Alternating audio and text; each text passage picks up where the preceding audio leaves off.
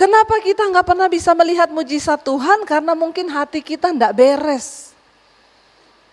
Tuhan itu sangat-sangat ya fokus dengan hati kita. Tema hari ini adalah kesehatan hati di tengah tantangan. Ya, tema bulan ini dari gereja dan judul perikop tema kecilnya kekuatan dalam bersyukur. Saudara, kenapa kita harus menjaga hati kita? Ya, mengapa hati ini harus tetap sehat? Karena seluruh pusat kehidupan manusia itu bersumber dari hati. Ya, hati ini sangat penting. Makanya firman Tuhan berkata, Tuhan itu adalah Tuhan yang melihat hati. Jadi percuma semua pencitraan kita yang di luar, percuma apa yang orang lihat di luar kita kalau hati kita kedapatan tidak berkenan kepada Tuhan. Ya, hati itu sangat penting dan Alkitab berkata Tuhan itu tertarik dengan hati kita. Kenapa Daud dipilih Tuhan menjadi seorang yang diangkat menjadi raja? Padahal secara fisik keluarganya, saudara-saudara laki-lakinya, kakak-kakaknya itu lebih ya dari pandangan mata manusia sebenarnya kakak-kakaknya Daud itu lebih cocok, lebih layak untuk menjadi raja. Karena mereka prajurit, mereka tinggi besar, badannya gagah, mereka juga terbiasa berperang. Menurut mata dunia kira-kira dan Daud dikatakan hanya gembala kambing domba. Sementara kakak-kakaknya itu ya prajurit, sudah terbiasa latihan perang. Nah, kalau di mata manusia kira-kira saudara kita melihat begini, yang lebih cocok untuk jadi raja itu kakak-kakaknya Daud atau Daud? Ya kakak-kakaknya menurut mata manusia. Mereka sekolah militer, mereka belajar tentang negara, mereka tahu tentang peperangan. Harusnya orang yang menjadi raja itu yang seperti itu. Tapi Alkitab berkata ketika Samuel datang ke rumah Isai melihat semua anak-anaknya, dia pikir Eliab yang akan jadi raja. Ternyata ketika lewat satu Tuhan bilang bukan. Lalu di antara semua anaknya enggak ada yang untuk Tuhan bilang yang akan dilantik menjadi raja, yang akan diurapi. Lalu Samuel bertanya kepada Isai, apakah semua anakmu ini? Dia bilang enggak, masih ada satu. Dia lagi menggembalakan kambing domba di padang rumput. Ya, mungkin Isai berkata kepada Samuel, enggak usah kamu tanya itu, sangat tidak pantas jadi raja. Dia enggak pernah belajar perang. Tidak seperti kakak-kakaknya, dia itu cuma urus kambing domba yang berapa ekor. Ketika Samuel melihat kakak Daud Eliab yang gagah, langsung dia berkata ini pasti orang yang akan dipilih Tuhan untuk diurapi menjadi raja. Tapi Tuhan langsung berfirman kepada Samuel, bukan itu, aku sudah menolak dia. Manusia melihat apa yang di depan matanya, tapi aku Tuhan melihat hati. Saudara, seseorang yang memiliki hati yang murni, hati yang tulus, hati yang sehat, dimanapun engkau berada, Tuhan sanggup mengangkat dirimu dan ditempatkan di tempat yang mulia. Karena engkau punya hati yang tulus. Ini enggak main-main, ya. Dan tema bulan ini adalah kesehatan hati di tengah tantangan.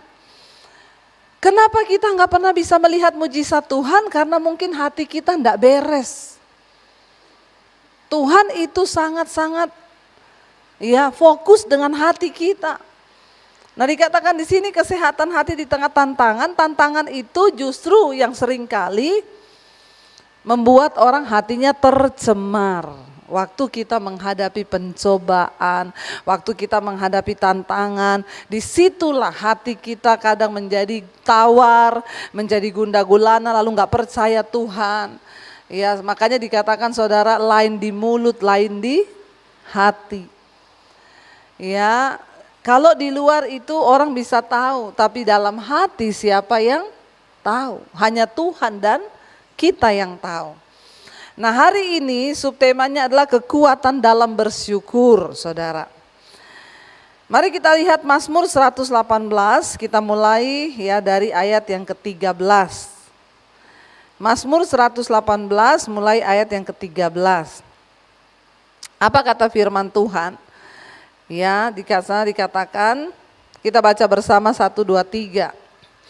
Aku ditolak dengan hebat sampai jatuh, tetapi Tuhan menolong aku. Ini tulisannya pemazmur. Aku ditolak sampai dengan hebat sampai jatuh, tetapi Tuhan menolong aku. Siapa di sini yang pernah mengalami ini? Ditolak begitu hebat, sudah ditolak begitu hebat sampai jatuh. Saya pernah, malah kurang satu, diinjak-injak. Ya, ditolak begitu hebat, jatuh, diinjak-injak, diremukkan, dihancurkan supaya hancur nggak bisa bangkit. Saya pernah mengalami itu. Dan bukan orang lain yang melakukan itu, orang gereja, anak Tuhan.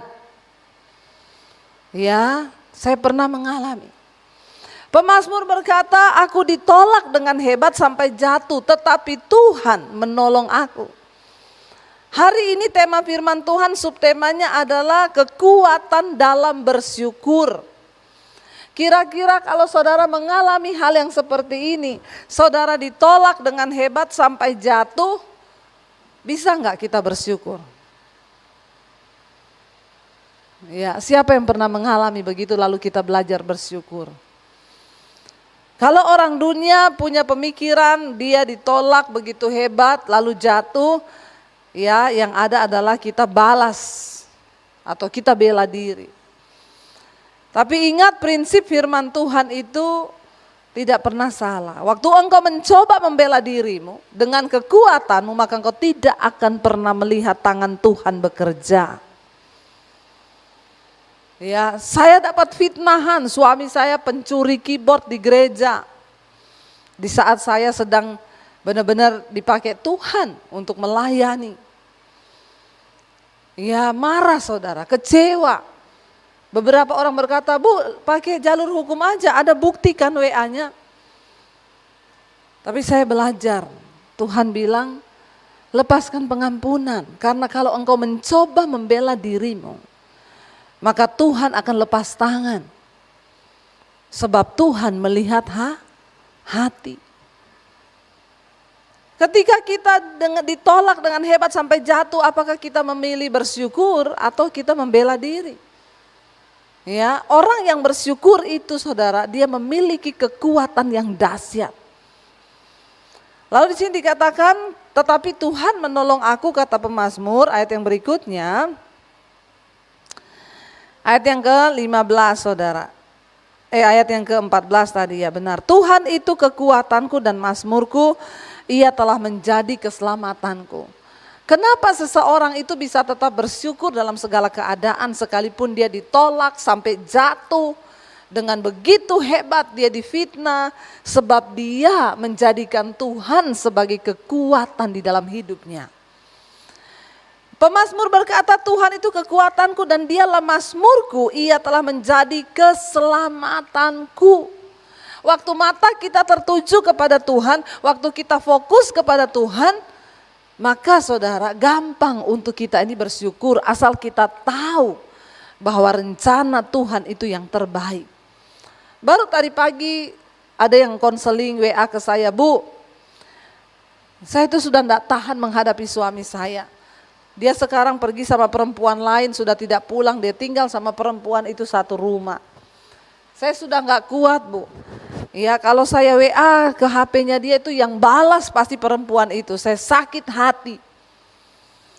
Ya, saya bilang, Ibu siapkan hatimu. Kan engkau sudah tahu suamimu tinggal sama perempuan lain. Kenapa juga engkau sakit hati kalau yang balas WA itu perempuan itu? Kan sudah tahu nih ya, dia sama perempuan lain. Nah sekarang ibu siapkan hati, fokus kepada Tuhan, fokus kepada rencana Tuhan. Jangan kalah dengan kejahatan, tapi kalahkan dengan kebaikan. Nah kalau yang balas perempuan itu, terus ibu balas-balesan di situ, maka tambah sakit hatilah kau. Percayalah bahwa Tuhan itu kekuatan kita. Jadi kalau yang balas perempuan itu, ya hatimu tuh gini, oh dia yang balas tuh, dalam nama Yesus berkati dia Tuhan. Semua itu kan tergantung respon. Kita nih lulus atau tidak dalam sebuah masalah itu tergantung bagaimana kita berespon. Ya kalau hati kita beresponnya ya aneh saudara, makanya saya tuh suka aneh juga ya ibu-ibu kalau sudah tahu suaminya selingkuh datang ya. Saya tuh marah Bu sama suami saya, dia pulang tadi malam tengah malam, saya tanya dari mana? Saya bilang Bu, suamimu itu kan engkau tahu selingkuh, tahu kan? Dia pulang tengah malam engkau tanya dari mana? Kira-kira jawabannya apa? Ya pasti jawabannya, ya habis pergi sama pacar saya, lu mau apa? Lalu ditanya, terus kalian ngapain? Ya saudara, ayo kita siapkan hati kita. Mending siapkan hati, saya bilang ibu, tutup mulut, ndak usah tanya dia dari mana. Ibu kan sudah tahu dia selingkuh. Dia pulang diemin aja, bukain pintu malah yang tanya sudah makan. Jangan bilang sudah saya siapin makanan sama sianida, sana makan biar mati. Ya, mari kita siapkan hati. Makanya banyak orang itu nggak lulus dalam masalah sebab dia masih mencoba dengan kekuatannya. Saya itu kemarin baru pulang dari Tentena saudara ya. 10 hari saya pelayanan misi kemarin. Dari Surabaya kita ke Makassar, Morowali lalu naik mobil 5 jam sampai di Tentena. Ya seminar hamba-hamba Tuhan pedesaan, puji Tuhan ya hamba Tuhan hampir 1000 yang terkumpul, KKR 1000 lebih. Ya saya bersuka cita saudara, walaupun memang ya itu pelayanan ya berat memang, tapi saya dan suami kita komitmen itu juga untuk menjaga kita supaya tidak lupa diri. Karena pelayanan misi kami itu sebulan sekali ke daerah-daerah, untuk menopang hamba-hamba Tuhan di desa itu memang ya kita beli tiket pesawat sendiri, ya semuanya sendiri, nanti tidak dapat PK, di sana kita menabur untuk pendeta-pendeta di desa. Ya ada orang yang tanya saya, Bu kenapa ibu mau pelayanan yang seperti itu? Saya bilang ya itu justru anugerah, kalau ditanya mau enggak mau saya. Lebih enak di mall kan jalan-jalan sama anak-anak, ninggalkan anak-anak berapa hari begitu saudara, ya perjalanan panjang itu enggak enak. Secara daging malas pergi-pergi begitu, emang enak saudara, ya baru pikir lagi ya mau pergi pesawatnya kecil dari Makassar ke Morowali naik pesawat baling-baling, ya yang terbangnya pas di awan. Jadi kalau ada awan-awan ya itu di situ dia masuk. Deg-degan juga, biar pendeta juga masih manusia kan, punya rasa, punya hati kan. Ya jadi kalau cuaca buruk juga ya deg-degan. Turun, naik mobil lagi 5 jam begini jalannya, aduh ya sakit badan, sakit pinggang, bayar tiket sendiri, tidak dapat PK. Nggak ada hotel bagus, mandi airnya coklat. Mau sikat gigi puter, aduh coklat. Ya udah sikat giginya pakai aqua, mandi keramas ya sudah pakai air kopi susu. Disyukuri, ya tapi mesti begitu saudara ya, masalah pulang gatal-gatal ya sudahlah ya, ini hanya tubuh jasmani kok, nanti Tuhan kasih tubuh batiniah yang lebih baik ya. Jadi memang begitu saudara ya sudah. Sampai di sana saya ketemu beberapa orang jemaat Mesbah Doa, lalu ada yang bersaksi, Bu saya ini jemaat Mesbah Doa, puji Tuhan terima kasih saya bersyukur. Lewat Mesbah Doa di tengah masa pandemi iman kami dikuatkan. Lalu dia cerita, saya ini Bu tadinya suami saya itu merokok, minum, mabok. Ya begitulah Bu, komplit semuanya. Jadi dapat suami kayak begitu, kira-kira tiap hari senang atau marah-marah? Ya, tiap hari marah-marah. Lalu dia bilang, tiap hari saya tuh kalau beresin asbak rokoknya di meja itu kan ada puntung rokok. Ini kipas anginnya bisa diarahkan ke saya ya, panas ya saudara.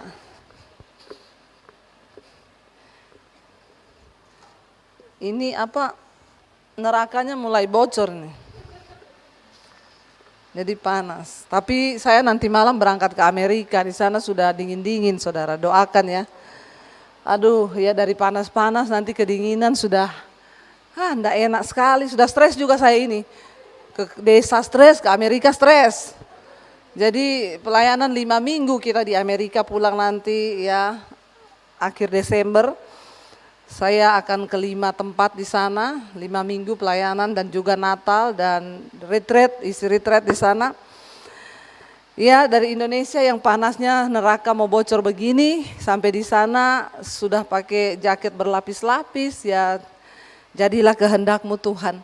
Karena saya ini lebih suka keringetan daripada kedinginan saudara ya. Orang Indonesia itu kan begitu ya, tapi ya biarlah Tuhan memberi kita kekuatan, perubahan suhu yang mendadak itu luar biasa. Saudara ya, lalu dia cerita, Bu tadinya itu saya setiap kali beresin meja yang penuh dengan asbak rokok, ini kipasnya gak kena saya ya, Mas tolong arahin ke saya dong ini ya. Jadi dia bilang tiap saya beresin asbak rokok itu, saya tuh marah-marah Bu, dia bilang ya.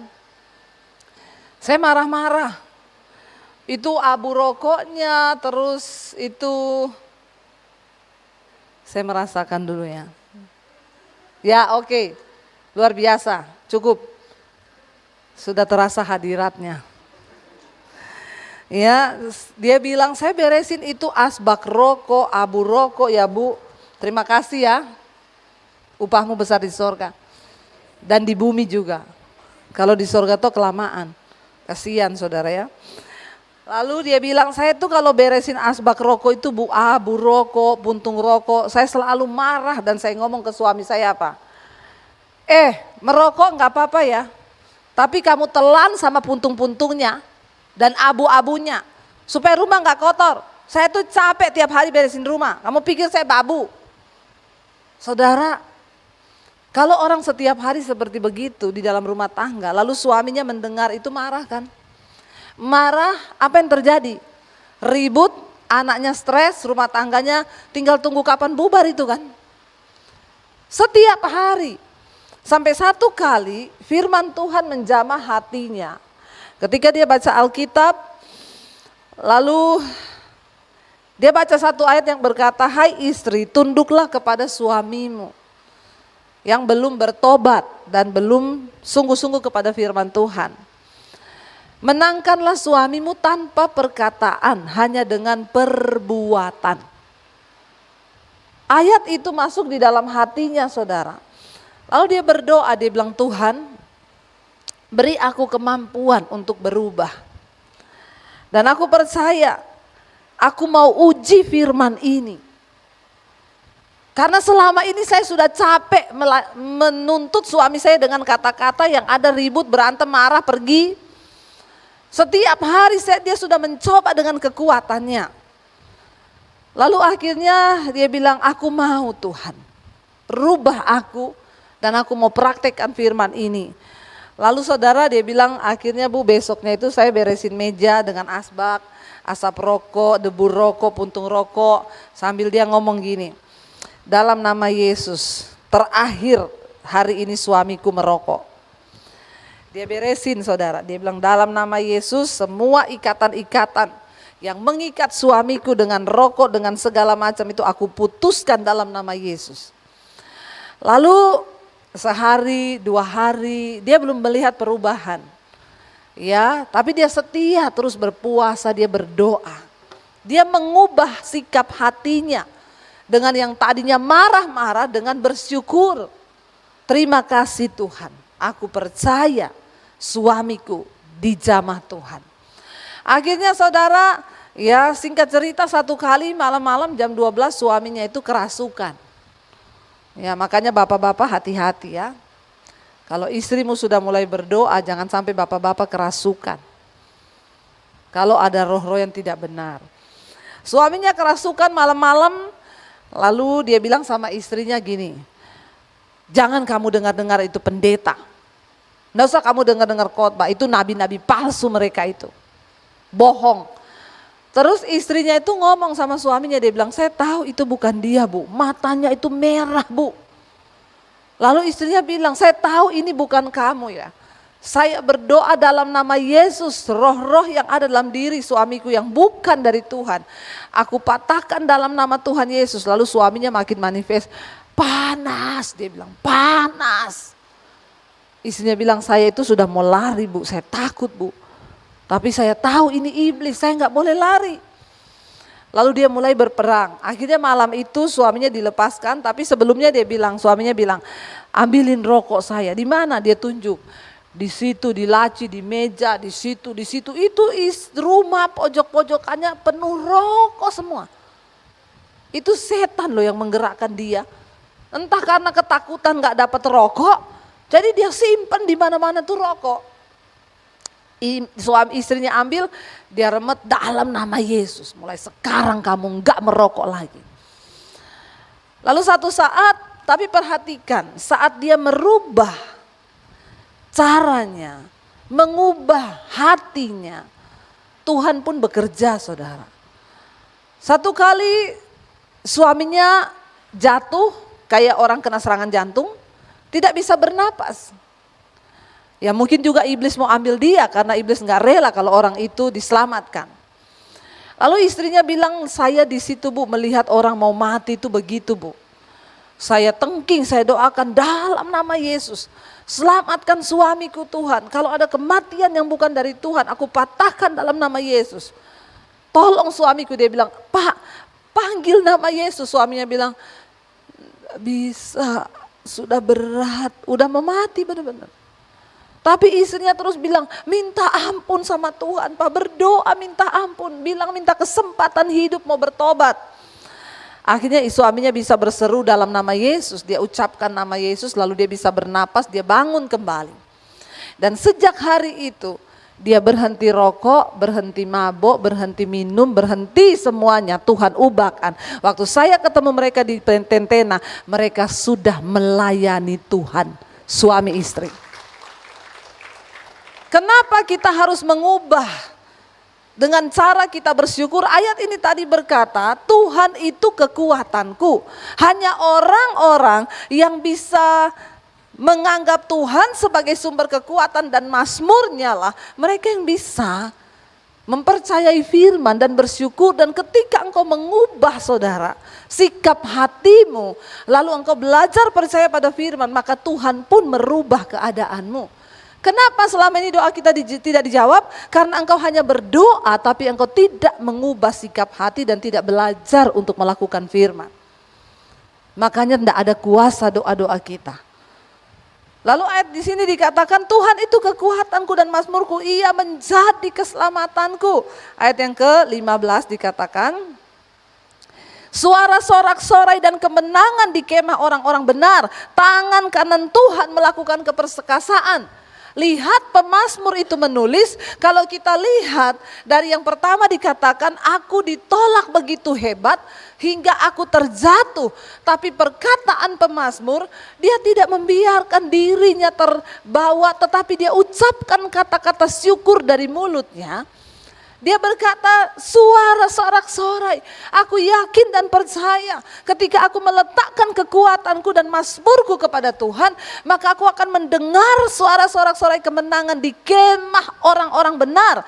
Tangan kanan Tuhan melakukan keperkasaan. Katakan amin. Saudara, jangan engkau anggap enteng Tuhan itu. Dia ada, dia hadir dan tangannya berkuasa, sanggup memutar balikan keadaan. Asal kita mau taat dan percaya. Jangan biarkan hatimu dikotori hari ini. Bersyukurlah dalam segala keadaan. Sebab ucapan syukur itu akan membawa kemenangan. Ya, bayangkan dia lagi dalam keadaan tertolak, jatuh sampai hebat, tapi dia bisa berkata dari mulutnya bahwa Tuhan kekuatan dan mazmurku. Lalu ayat yang berikutnya dikatakan, ayat yang ke-16 saudara, baca sama-sama. Tangan kanan Tuhan berkuasa meninggikan, tangan kanan Tuhan melakukan keperkasaan. Dalam keadaan terpuruk apapun, perkatakan firman Tuhan. Ya, kayak ibu tadi dia berkata, aku percaya Tuhan firman-Mu itu ya dan amin. Aku mau mengubah caraku, dengan kekuatanku aku berantem terus dengan suamiku. Dan coba bayangkan saudara, kalau dia mempertahankan caranya merubah suaminya dengan tiap hari ngomel marah-marah, ternyata yang di dalam suaminya itu bukan suaminya lagi, udah roh setan. Karena firman Tuhan berkata peperangan kita bukan melawan darah dan daging, tetapi melawan roh-roh jahat.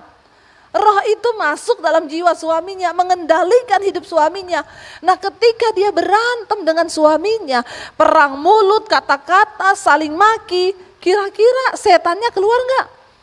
Malah tambah banyak, ngajak teman-temannya datang. Bukan cuma itu, istrinya juga dimasuki setan. Makanya sama-sama setan. Lah kalau di dalam rumah tangga sama-sama setan, kira-kira jadi apa rumah tangga itu? Ketika ada salah satu orang yang mau merendahkan hati, mengubah cara pandangnya dan percaya kepada firman Tuhan dan berkata tangan kanan Tuhan berkuasa mengubahkan suamiku, mengubahkan anak-anakku. Aku percaya tangan kanan Tuhan berkuasa mengubahkan ekonomi keluargaku. Saudara, itu akan terjadi waktu engkau mengubah cara pandang dan sikap hatimu terhadap keadaanmu. Ayo jadi orang yang positif.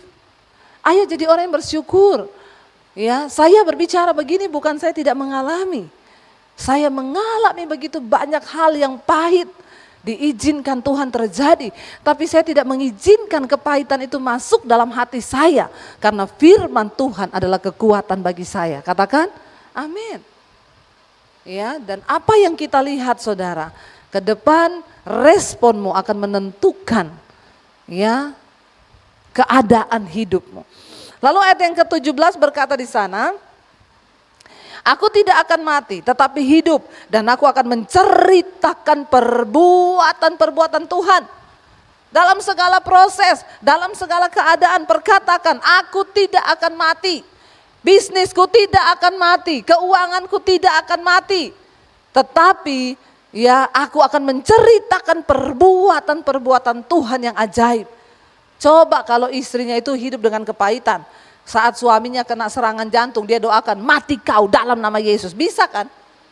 Tapi kan tidak. Dia bilang, Pak, cepat berseru kepada Yesus. Sehingga muncul kesaksian yang luar biasa.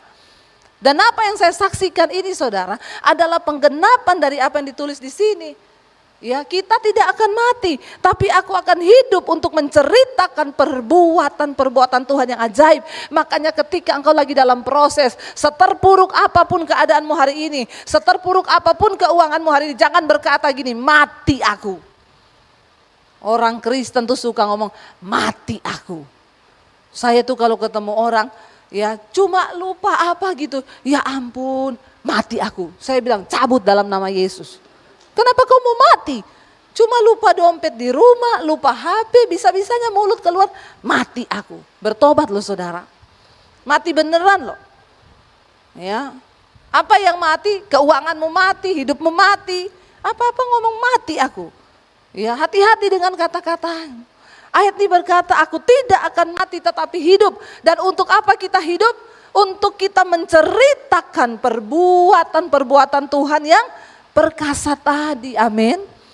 Coba kita introspeksi diri saudara, selama jadi Kristen, engkau sudah punya belum cerita tentang perbuatan Tuhan yang ajaib di hidupmu? Atau kita cuma jadi Kristen gini, enggak bu, saya enggak punya kesaksian apa-apa, berarti engkau belum mengalami Tuhan. Berarti engkau belum mempraktekkan firman, sebab ketika engkau belajar mempraktekkan firman, engkau pasti punya cerita tentang perbuatan Tuhan yang ajaib. Lalu ayat yang berikutnya, ayat 18 berkata di sana, Tuhan telah menghajar aku dengan keras, tetapi ia tidak menyerahkan aku kepada maut. Memang Tuhan akan mengizinkan seringkali kita dihajar. Tapi itu akan membawa iman kita semakin naik. Itu mencobai hatimu. Tuhan mau lihat sikap hatimu dari setiap pencobaan yang Dia izinkan terjadi. Untuk menguji apakah hati kita itu benar-benar sungguh-sungguh di hadapan Dia. Ya, lalu dikatakan di sana ayat yang ke-19 ya, bukakanlah aku pintu gerbang kebenaran, aku hendak masuk ke dalamnya, hendak mengucap syukur kepada Tuhan. Ini pemazmur hebat loh. Tadi dia bilang, aku ini ditolak dengan hebat sampai aku terjatuh. Seringkali di dunia ini Tuhan akan izinkan kita ditolak, pelayanan kita jatuh, bisnis kita jatuh, usaha kita jatuh, keluarga kita jatuh, nama baik kita jatuh, seringkali Tuhan akan izinkan. Tapi jangan pernah keluar dari mulutmu kata-kata yang negatif. Tetap perkatakan firman Tuhan. Bahkan pemazmur ini berkata apa? Aku hendak mengucap syukur kepada Tuhan. Bukakanlah bagiku pintu gerbang kebenaran. Di dalam keadaan terpuruk sekalipun, tetaplah berharap untuk mengenal kebenaran. Supaya engkau bisa bersyukur, hendak mengucap syukur. Aku hendak mengucap syukur, bukakan pintu gerbang kebenaran dan aku hendak masuk ke dalamnya. Jangan tinggal di luar kebenaran, masuk di dalam kebenaran. Apa itu kebenaran? Firman Tuhan. Hidupi firman, percayai firman, perkatakan firman, lakukan firman. Engkau masuk dalam firman itu dan engkau akan bisa mengucap syukur. Engkau bisa melihat perbuatan Tuhan yang ajaib. Ayat 20 berkata, inilah pintu gerbang Tuhan, orang-orang benar akan masuk ke dalamnya. Ayat 21, ini ayat dari gereja, baca bersama 1, 2, 3. Aku bersyukur kepadamu sebab engkau telah menjawab aku dan telah menjadi keselamatanku. Saudara, alami Tuhan di dalam setiap proses hidupmu. Jaga hati, belajarlah bersyukur. Alami Tuhan, alami pertolongannya.